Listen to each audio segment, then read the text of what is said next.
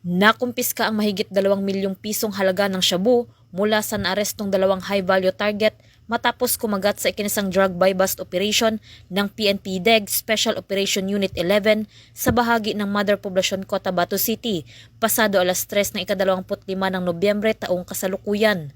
Kinilala ng mga otoridad ang mga naaresto na sina alias Tats, 30 anyos, tricycle driver at alias Ana, 31 anyos, vendor na kapwa residente ng nabanggit na lugar.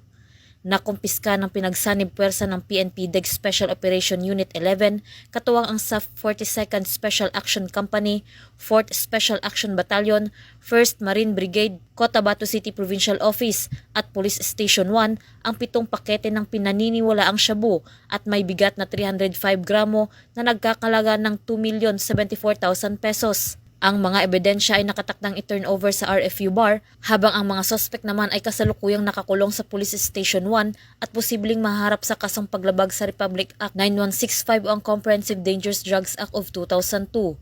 Ang tagumpay ng operasyong ito ay bilang bahagi ng pinaigting na kampanya ng PNP laban sa iligal na droga, partikular sa pagtutok sa mga target na personalidad na sangkot sa mga iligal na aktibidad, upang mapanatili ang isang ligtas at mapayapang Bangsamoro. Mula rito sa riyon ng Bangsamoro, ako ang inyong PNN correspondent, Patrolwoman Judy Ann Alibo, alagad ng batas, taga-taguyod ng Balitang Pulis.